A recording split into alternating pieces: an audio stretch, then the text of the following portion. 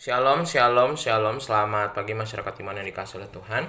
Kita bersyukur untuk kebaikan Tuhan dan kita percaya bahwa syukur itu harus dibiasakan, bukan sebagai sebuah rutinitas. Karena kalau cuma sebagai rutinitas, Tuhan terima kasih hari ini. Tuhan terima kasih hari ini. Lama-lama kita akan bosan, kita akan lelah, dan syukur itu jadi cuma sekedar kata-kata di bibir saja. Sehingga syukur itu harus kita biasakan dari hati. Rasa syukur, berbahagia, sikap yang bukan hanya tertawa-tawa aja, tetapi mampu menjalani hari ini dengan ikhlas, dengan rela. Mari bersama-sama kita awali dengan pujian Kidung Jemaat 287B. Kidung Jemaat 287B, sekarang bersyukur. Kidung Jemaat 287B, sekarang bersyukur. Bait pertama dan yang kedua.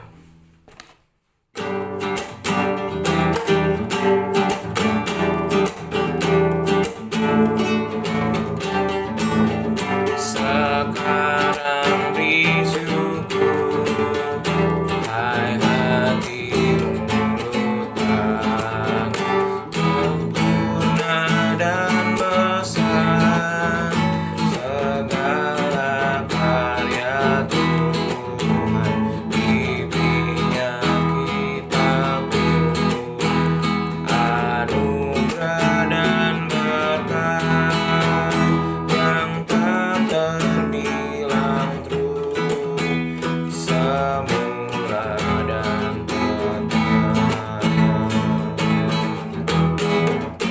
Yang maha mulia memberikan sukacita, damai sejahtera di dalam hidup kita. Kasih-Nya tak terhenti, membasuh anaknya, tolongannya besar seluas dunia. Mari kita berdoa. Tuhan, terima kasih untuk kebaikan Tuhan dalam hidup kami, dan kami percaya bahwa hidup ini harusnya diwarnai dengan rasa syukur yang tak henti-henti. Kami serahkan pembacaan firman Tuhan dalam nama-Mu, kami berdoa dan bersyukur. Amin. Bapak Ibu Saudara, bersama-sama kita buka 1 Tawarikh 5 ayat 18 sampai 26. 1 Tawarikh 5 ayat 18 sampai 26, 1 Tawarikh 5 ayat 18 sampai 26. Dengarkanlah sabda Tuhan. Dari Bani Ruben, orang Gad, dan setengah suku Manasye ada 44.760 orang yang sanggup berperang. Orang-orang yang tangkas, yang dapat memanggul perisai dan pedang dan melentur busur panah, yang terlatih dalam bertempur. Mereka itu melakukan perang melawan orang Hagri, Yetur, Nafish, dan Nodab. Mereka mendapat bantuan melawan orang-orang itu, sehingga orang Hagri itu dengan semua orang yang mengikutinya menyerahkan diri ke dalam tangan mereka. Sebab mereka telah berseru kepada Allah dalam pertempuran itu, maka Ia mengabulkan permintaan mereka. Sebab mereka percaya kepadanya. Mereka mengangkut ternak orang-orang itu sebagai jarahan, untanya 50.000 ekor, kambing domba 250.000 ekor, dan keledai 2.000 ekor. Juga manusia 100.000 jiwa. Banyak orang yang tewas karena mati terbunuh, sebab pertempuran itu adalah daripada Allah. Lalu mereka menduduki tempat orang-orang itu sampai waktu pembuangan. Setengah suku Manasye diam di negeri itu, dan mulai dari Basan sampai Baal Hermon, Senir, dan Gunung Hermon.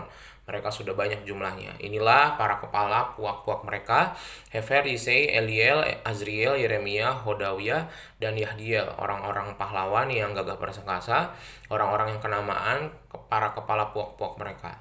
Tetapi ketika mereka berubah setia kepada Allah nenek moyang mereka dan berzina dengan mengikuti segala allah-allah bangsa-bangsa negeri yang telah dimusnahkan Allah dari depan mereka, maka Allah Israel menggerakkan hati Pul, yakni Tilgat-Pilneser, Raja Asyur. Lalu raja itu mengangkut mereka ke dalam pembuangan, yaitu orang Ruben, orang Gad, dan setengah suku Manasye. Ia membawa mereka ke Halah, Habor, Hara, dan sungai negeri Gozan. Demikianlah mereka ada di sana sampai hari ini. Bapak Ibu Saudara, penulis Tawarikh peduli terhadap suku-suku di sebelah timur Sungai Yordan. Mereka tuh mudah dilupakan. Kenapa? Satu, suku Ruben, Gad, dan setengah Manasye ini terpisah secara geografis karena Sungai Yordan. Dia dapat wilayah yang berbeda cukup jauh ketika Yosua pertama kali membawa umat ke dalam. Kemudian selain terpisah jauh, dia ditaklukkan juga oleh Hazael dari Syria. Jadi 12 suku Israel itu nggak full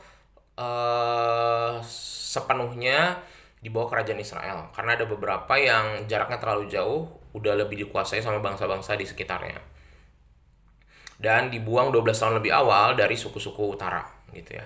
Ada 4 bagian dalam daftar ini. Pertama, suku Ruben ya, karena dosanya Ruben ini kehilangan berkat ganda untuk Yusuf ya, karena tindakannya dia salah satu yang mengidekan pertama membuang Yusuf, dan kepemimpinan dialihkan ke Yehuda. Walaupun demikian, 2 kali disebutkan bahwa ia adalah anak sulung dan tetap harus dihormati. Jadi haknya sebagai anak sulung, walaupun sebenarnya Tuhan udah gak berkenan. Kemudian di dalam catatan, si Raja Asyur itu Tiglat-Pilneser mempermalukan suku Ruben, namun ini diimbangi dengan penyebutan daerah milik mereka dengan kemenangan mereka. Kedua, suku Gad, sama seperti Ruben, Gad juga sedikit berperan dalam sejarah nasional Israel. Karena itu wilayah Gad ini disebutkan mengacu pada catatan militer aja gitu ya. Jadi ini karena wilayahnya, jadi suku yang cukup tidak banyak memberikan sumbangsi gitu ya. Mungkin lebih karena mereka tidak terlalu suka ikut perang, tidak terlalu suka ikut campur sama adat dan budaya gitu. Jadi mereka lebih sering di dalam wilayah kota mereka aja. Tetapi kalau disuruh perang, mereka ikut terlibat. Dan kemenangan suku seberang Sungai Yordan ini, walaupun mereka memang tidak banyak ambil bagian, tapi mereka tiap kali ikut perang dia menang. Kekuatan yang dahsyat yang mereka lakukan sebenarnya karena mereka sebenarnya masih mengandalkan Tuhan. Dia selalu berseru walaupun mereka tuh jauh banget dari pusat kota dan pusat mesbah, jauh banget dari bait Allah, tapi mereka tetap selalu mendekatkan diri kepada Tuhan gitu ya. Walaupun sama seperti suku lain, ada masanya juga di akhir-akhirnya, ujung-ujungnya ketika mendekati zaman pembuangan, mereka mendua hati gitu kepada Baal. Dan kita bisa lihat mereka mulai kalah di akhir-akhir ketika udah mulai nggak setia. Mereka jatuh ke tangan orang asing, namun mereka nggak dihancurkan sepenuhnya. Tetap karena mereka juga baru di akhir-akhir dibanding suku lain yang lebih berjaya, tapi mereka udah ibaratnya menyembah dewa-dewa itu udah lebih awal. Ruben, Gad, dan separuh Manasya ini orang-orang yang masih bisa dibilang ya lebih setia lah ya, walaupun mereka jauh gitu. Tapi tetap aja kelemahan mereka pada akhirnya sama seperti suku lain. Dan penulis Tawari menulis ini sebagai bentuk bahwa 3 suku ini menjadi tetap bagian dari 12 suku Israel. Walaupun kisah mereka nggak banyak, tapi tanpa mereka tidak jadi 12 suku Israel. Nah, Bapak Ibu Saudara, kita mau belajar apa tentang peran kecil, peran figuran itu penting sekali Bapak Ibu. Kita selalu merasa mencari peran utama di keluarga, di usaha, di masyarakat, di sekolah, di pekerjaan, kita di gereja, kita mau jadi seorang yang punya perannya banyak gitu ya. Tapi Tuhan tidak selalu membawa kita ke dalam peranan-peranan utama kok. Dan peran utamanya sebenarnya kan Tuhan ya. Orang yang dikasih peran utama itu cuma dikasih sebentar. Nanti Tuhan kasih, nanti Tuhan ambil. Dan biasanya orang gak siap ketika Tuhan ambil peran utama itu. Ketika kita dijadikan orang paling berjasa, orang paling bertalenta, orang yang paling banyak berkat, orang yang paling baik.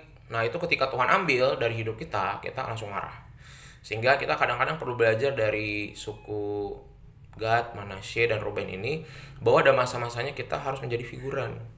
Tetapi jadi figuran yang benar. Ketika peran kita nggak banyak, kita nggak secara ekonomi mungkin lagi berjuang, secara pelayanan kita nggak bisa beri banyak, dalam keluarga kita juga nggak bisa ambil andil banyak, mungkin lagi banyak masalah, kita punya masalah sakit penyakit, kita kerjakan bagian yang kecil kita itu dengan baik.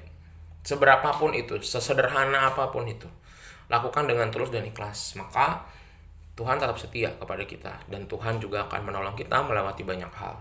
Jangan karena peran kita kecil kita remehkan. Justru peran kecil itu kalau dikerjakan dengan baik, maka akan berbuah yang baik. Tuhan mampukan kita hari ini untuk jadi figuran yang seturut kehendak Tuhan. Amin. Mari kita berdoa. Tuhan, terima kasih melalui firman-Mu hari ini kami belajar tentang bahwa dalam hidup ini ada masa-masanya kami harus jadi figuran, dan menjadi figuran itu bukan hal yang tidak enak, tapi justru Tuhan yang jadi center kami, tokoh utama kami. Kami serahkan, mampukan kami dalam pekerjaan, gereja, sekolah, dalam rumah tangga. Kami bisa jadi figuran-figuran, peran pendukung yang baik, dan membantu banyak orang semakin dekat sama Tuhan. Kami serahkan, hanya dalam nama kami berdoa dan bersyukur. Amin. Selamat pagi, Tuhan Yesus memberkati, tetap bersemangat.